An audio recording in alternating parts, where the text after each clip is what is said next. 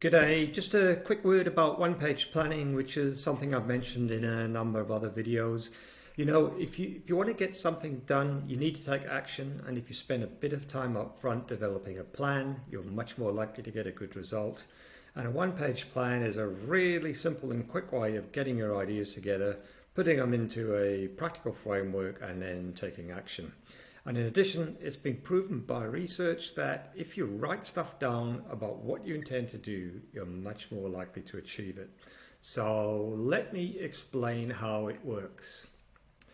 It follows a Now Where How framework, which I've also explained in some of my other videos, which basically says that if you want to implement or improve something, you should ask three questions. Where are you now? Where do you want to be? Which is essentially describing what your goal or success looks like, and how will you get there. Now, just a quick word about the order of things, now, where, how. Resist the temptation of jumping from now to how you're going to do it. Because very often when you're working out where you are now, you immediately see lots of opportunities, fix this, fix that, change this or whatever. But just hold back on that until you've got a bit of clarity on where you want to be or what you want to achieve. What does your goal, your end game look like? Because once you've got that clarity about that end game, that goal, it can act as a sort of beacon to identify what really is important in terms of the actions that you need to take to achieve whatever it is you want to achieve. So jot that stuff down on your now, maybe use a mind map to help or whatever, and then do the same for your where, and then you've got a simple gap analysis so you can identify your hows, the actions that you're going to take to close that gap. And once you've done that, you can plonk all that information into a one-page plan, and this is what it looks like.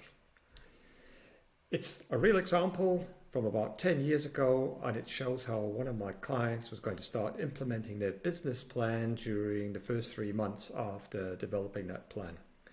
And what we've got is some bullet points summarizing where they were at the start of that period.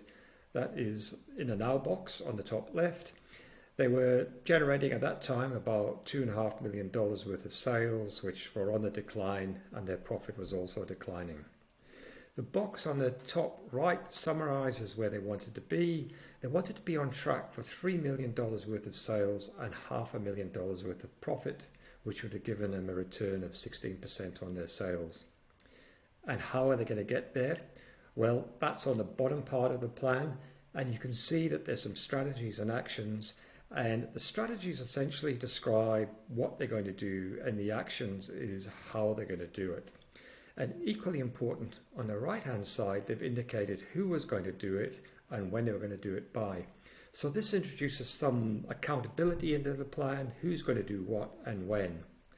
Now, this client implemented the plan and they did another 90-day plan and so on, and they actually killed it. Their business was a very different place 12 months down the line. So one more thing is, and this is important, is get someone to hold you accountable to doing what you say is in your plan. And this can be anyone, a colleague, your spouse, or anyone you can trust to help keep you on track.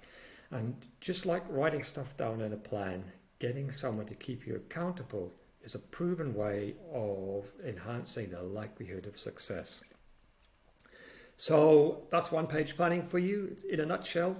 Next time you want to implement some form of change in your business, use a one-page plan and you'll be immediately increasing the likelihood of successfully achieving your goals. Thanks for listening and good luck with it.